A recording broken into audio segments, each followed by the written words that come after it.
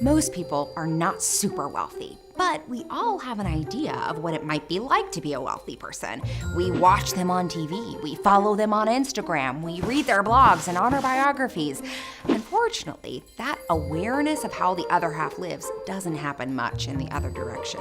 Though many of us have probably described ourselves as broke or poor at one point or another, very few have an understanding of what real poverty feels like. And it's not just a matter of having less money. Once you get below a certain threshold, a whole new set of rules apply that actually make day-to-day life more expensive.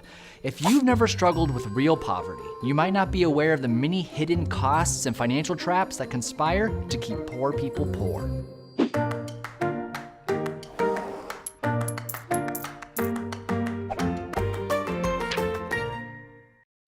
It's very hard to make your way through modern life without access to basic financial services like checking accounts, ATMs, and personal checks. But the less money you have, the more these things will cost you. That's because banks make their profits by accruing interest on your money. So if your account balance is too low, usually under $1,500, they won't consider you a profitable client anymore, and they'll make you pay for their basic services in the form of a monthly fee. And heaven help you if you go below zero. Each overdraft incurs a charge of about $35, and many banks will deliberately reorder your transactions for the day, from biggest to smallest, to drive you into the red more quickly and rack up as many overdraft fees as possible. If a bank is willing to extend you credit at all, the terms will be much less favorable than for someone with a rosier financial history. You'll pay more money in interest every month, and any late payments means more penalties and fees. Even cash can be more expensive if you don't have much of it. If you withdraw $100 from an out-of-network ATM, that $3 fee equates to a 3% service charge. But if you can only afford to take out $20 at a time, you're essentially paying a 15% charge to access your own money.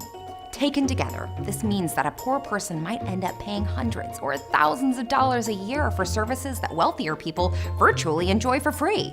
It's no wonder then that a lot of low-income people avoid banks altogether. But even that comes at a steep price. Cashing a paycheck without a bank account costs money. Buying a money order to pay your electric bill costs money. And if that bill is due in just a couple days, well, you can either get hit with a late fee or FedEx it, an extra expense that someone with a debit card and an internet connection never has to worry about.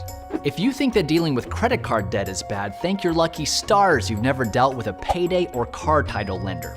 These businesses are often the only recourse for people without credit cards, and their interest rates reach upwards of 800% annually. Not only does it cost more to borrow and spend money, but what you spend it on is often more expensive.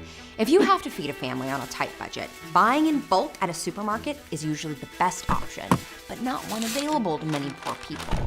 Even if they had the cash on hand to buy weeks worth of food in one trip, how is someone who depends on public transportation supposed to get it home? On their lap on the bus? Big food retailers, ones with enough purchasing power to offer low prices, are notorious for avoiding poor neighborhoods, and people who live in these so-called food deserts often lack the mobility to cruise around town bargain hunting. Instead, they're stuck with local convenience and corner stores whose prices are much higher. Or they rely on fast food, which can seem cheap in comparison, but is actually more expensive than cooking at home, to say nothing of the long-term health risks. Rent can also be more expensive. Most landlords require a security deposit between $500 and $1,000 to move in, an impossible sum for people barely scraping by. And in that case, your only option other than homelessness might be a low-end extended stay motel, which typically don't require deposits, but cost way more than an apartment in the long run. And they often lack amenities like kitchen appliances and laundry that save apartment dwellers time and money.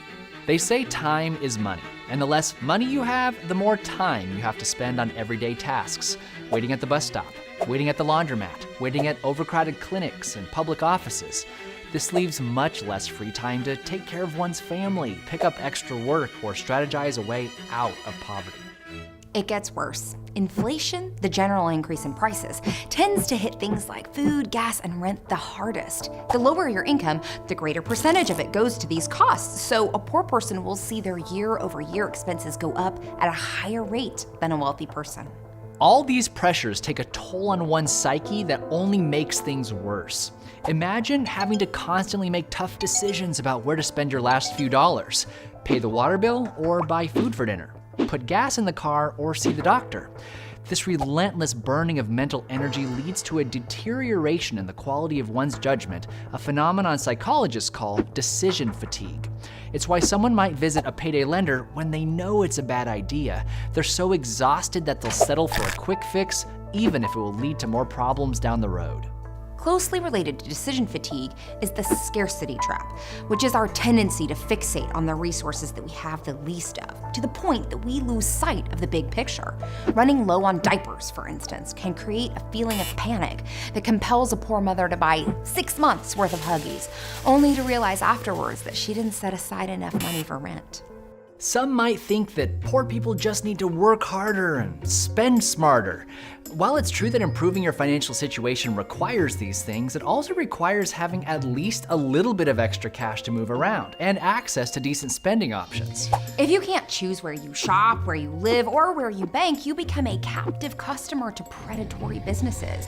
If you don't have any extra money to save or invest or budget, you can't make a financial plan. And when are you supposed to think about tomorrow when you're constantly putting out today's fires? Next time you describe yourself as broke, remember that having just a little bit of wiggle room is infinitely better than having none at all.